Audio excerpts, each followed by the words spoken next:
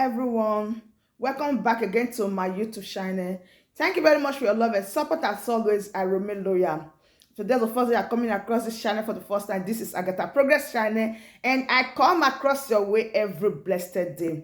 In this channel, as you can see, we bring the latest and we bring the happening all over the globe. And in this channel also, we react to all videos.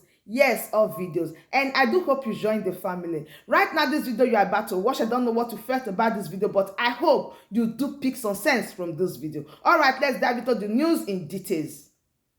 Many a times, a lot of people will ask, when will Biafra come? But I have a good news for you today that it's not matter when Biafra will come, but how prepared are you? I have a video here that I want us to watch together. The leader of Biafra, Mazinadi Kanu, have said it all. What type of Biafra do you need? And what type of Biafra were you expecting? The answer is so clear on this video that we are going to watch together.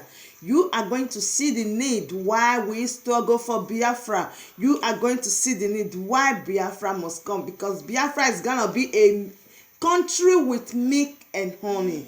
Is a great nation as that, because the preparation and everything has been intact and has been put in place. There is no cause for alarm. There is no need for you to worry. Just keep on doing your own part for us to actualize the dream of having a wonderful nation called Biafra. Then now the question to you is, how prepared are you? How prepared are you? Are you really ready to have this Biafra? Are you really ready to go along? Now, here is the video we're about to watch. Let's watch it together and drop your opinion in the comment section. See you soon. Where individual and collective autonomy of every component, ethnic, nationality within Biafra will be guaranteed, not just by law, but by virtue of our existence as dignified human beings. A Biafra that will be demilitarized, a Biafra that will be forward-looking, innovative, creative, run on clean, green energy, not reliant on gas or petrol. A Biafra where the police will not bear any arms. A Biafra where people can live and die and you will not see an armed soldier anywhere around you. A genuine republic, a land belonging to the people. We are going to cement this in the way we structure our society. A Biafra that will attract inward investment.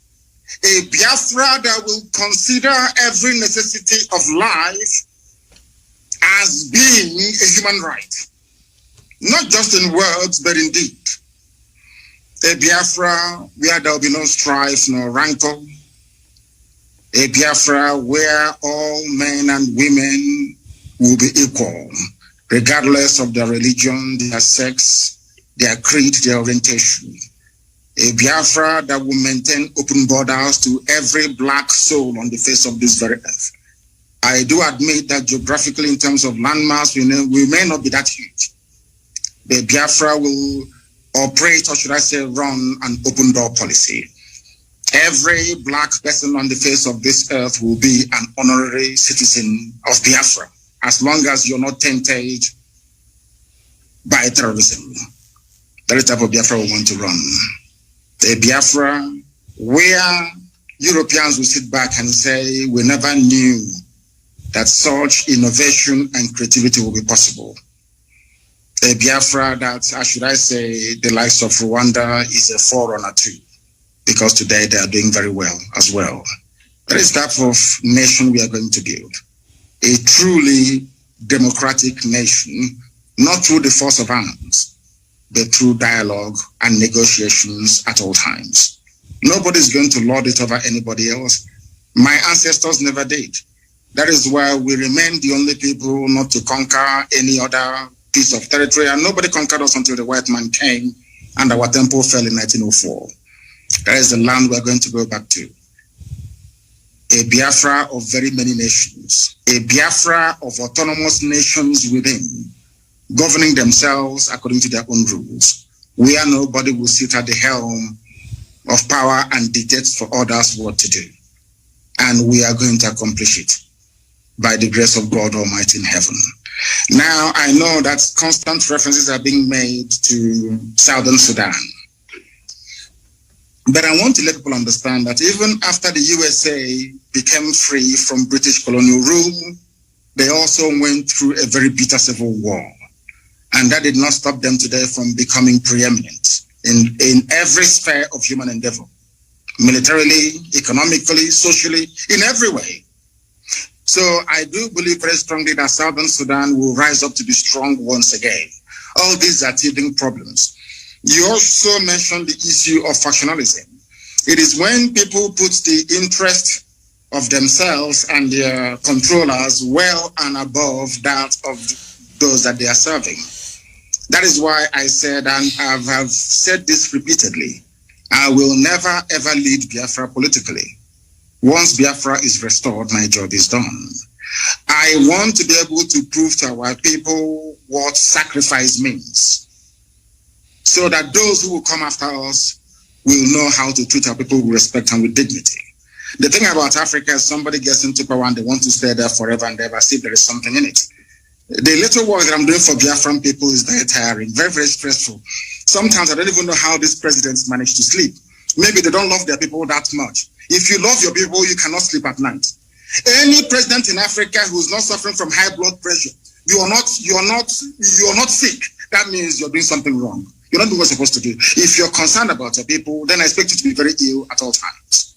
So that is the type of Biafra that we need. That's the type of Biafra we're going to have. A type of Biafra where the wealth, well-being of Sub-Saharan Africa flows from. And I can assure you we are going to deliver it. We will deliver it. The Pan-Africanism that we talk about is going to start from Biafra, because mind, I did not say that we're just going to have Biafra and then we shut up all the borders. No.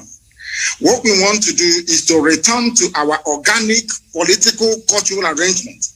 Should Biafrans wake up the next day to say, oh, we want to be the same country with Oduduwa, all well and good. Should Biafrans wake up and say, oh, we want to expand into Amazonia, all well and good.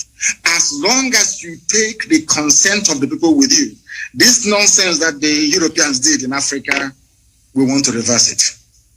That God Almighty heaven may look down and be very proud to say that at last, I have people who are after my heart. And that's what we intend to do with it. I want our people to understand one very thing. At the end of this very race, Biafra is going to emerge. It doesn't matter what anybody does. And to our African friends and brethren, I want them to also understand this. We talk about Pan-Africanism. Pan-Africanism cannot take off without Biafra, because we do need a genuinely free country in Africa to be able to drive that very critical and important initiative. We are seeking to build a country that God Almighty in heaven will be very proud of. And though the Janjaweed, the Fulani Caliphate, have sent their armies of conquest into our land, that this very day, we don't even know if those who are killing us are doing so on behalf of the Nigerian state or they're doing it on behalf of the Islamic Caliphate. Because as you well know, ISIS is now in Niger State. Very soon they'll be in Kogi, and then from Kogi they'll come into Anambra, and the real war will begin. Remember, very many years ago, I told you one very critical point for you to bear in mind at all times. So basically to guide you in all your deliberations and your thinking about Biafra. They're going to kill us. That is true. But that is not going to stop Biafra from coming. We are going to do all we can to defend our land and to defend our people. The whole world may appear to be against us, but we have done nothing wrong. That is the most frightening thing about this whole thing. If you ask the world, what did Biafra do wrong to you? Nobody can tell. Nobody can actually explain to you properly, because they want a world where very illiterate nomadic set of people will be in charge of governance, where you have refineries and they're no longer working, where you produce oil and gas but still import kerosene and fuel for your cars, where they want to impoverish the people. For those who may not be acquainted, or should I say familiar with the book that one of our very good friends wrote in years gone by, Walter Rodney. He was at Ďàýs University where he was assassinated by the CIA very many years ago. Walter Rodney wrote a very compelling book called How Europe Underdeveloped Africa. What we are witnessing today is precisely what he was trying to explain to us. If you allow yourselves to be taken over by greed, by self-preservation and the trappings that you find in North America and in Europe and in Far East Asia, you will never ever develop your land. We are fighting for Biafra that we may restore our lost dignity. We are fighting for Biafra that Black people all over the world may be set free at last. We are fighting for Biafra not that we may have or commence the building of a large empire, not at all. We are asking for a Biafra where we can live and die with a semblance of dignity. Because right now people are dying, but there isn't any dignity.